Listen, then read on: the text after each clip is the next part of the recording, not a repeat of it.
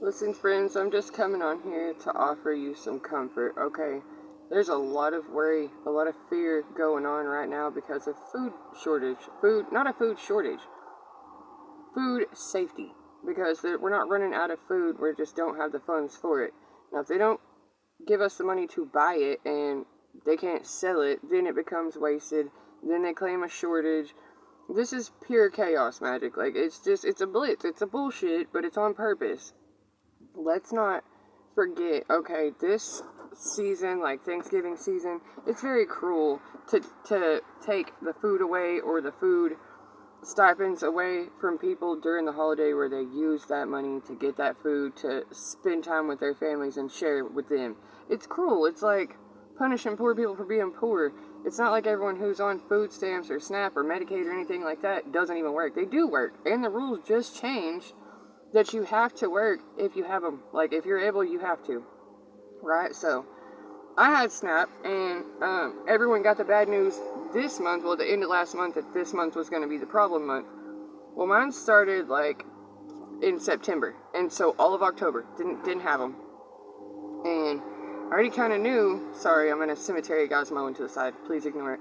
I already kind of knew that because it was messed up in September, that even if it got fixed, as soon as there started being rumors about it not being, it's just going to be shut down completely in November, well, my October was fucked up, and I knew my November would be fucked up, so it didn't quite work out, right?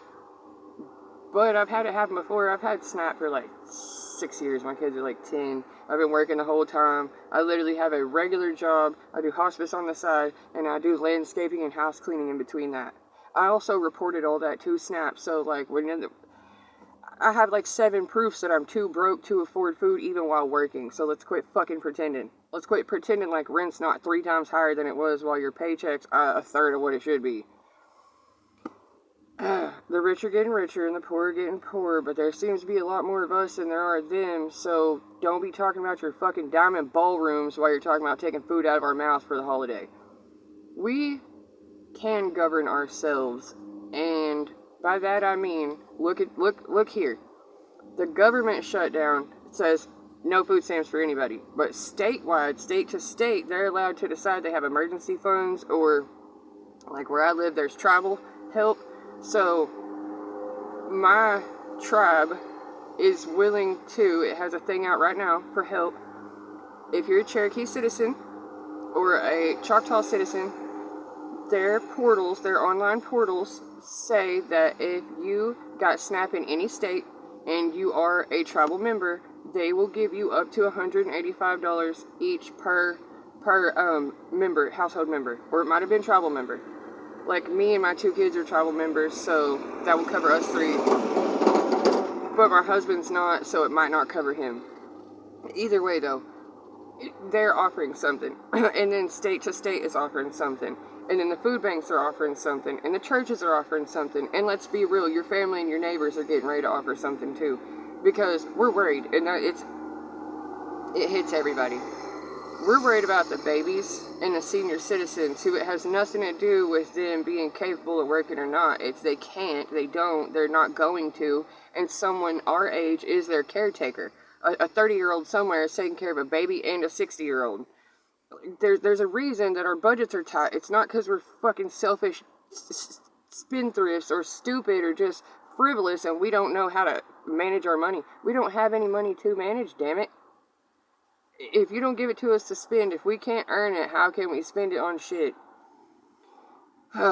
Creating their own collapse, and it's just, there's other alternatives. I don't want to get mad because that wasn't the reason for coming on here. I mean, I am mad, so yeah, that is the reason for coming on here. I don't like motherfuckers scaring people. You control the food, you can control a person. Just end of story. You could push somebody to their absolute limit and get them to do anything. Sign something in their own blood if you starve them bad enough. It's draconian tactics. We're just gonna call it what it is, right? It's not just oppressive. It's cruel. It's cruel. You start trying to wipe out the young and the old so that you have what, just a workforce left, but then you automate the workforce. So who goes to work for where for what? And as far as our leaders go, We picked leaders who are supposed to delegate the things that we all need. We created programs to help us to not have this shit happen. And we got one guy waving his wand around like, you know what? 'Cause I say so. Everybody's having to dance to his drum. This is fucking pathetic. Alright? I'm sorry. Even people who said yeah at first are finding out, hey, he ain't stealing from the rich and giving to the poor. He's stealing from the rich and the poor. Just to get richer. This motherfucker gonna choke on a grape one day. I don't wish evil on anybody, but I don't wish for evil to have a seat of power to control and manipulate and starve out their people. How in the fuck do you rule the people when you're punishing them? It doesn't make sense. It does not make sense.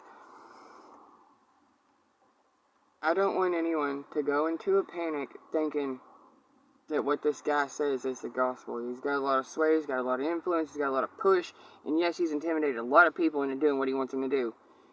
However, we decide what's best for us. This is not best for us. We need to do something about this leak, this problem, this terrorist. I know I'll probably be shadow banned or completely banned. I don't know. I may be in a lot more trouble. Or maybe no one gives a fuck what I'm saying, and that's fine too. I'm seeing it in real time.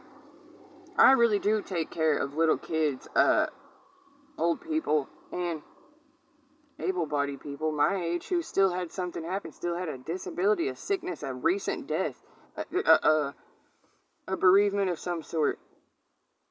And nothing's slowing down for anybody. It's been full-blown chaos since January 1st. As soon as he got in, I mean, it was every which way but loose. I mean, attack from every direction so no one can tell where it's coming from. And there's a little cult secret. The more you traumatize someone, the less they can fucking remember it. And everyone seems to be suffering memory loss. So much shit happened yesterday that you can't remember it today. Oh, it's more coming at you and more coming at you. And as long as it's always more coming at you, you don't have time to focus or fix what just happened. How long are we going to let this person paint the town red before we're sifting through the ashes for what's left of our whole society? This person ain't our savior. This person is not the answer. This person has literally been on a war campaign and a revenge tour the whole time, and he's taking us to hell with him. No, man, no. Even if you're suffering yourself, I'm not through the crisis. I'm not on solid ground. That doesn't make a fuck. I'm getting there. I'm still taking care of my kids. I still go to work.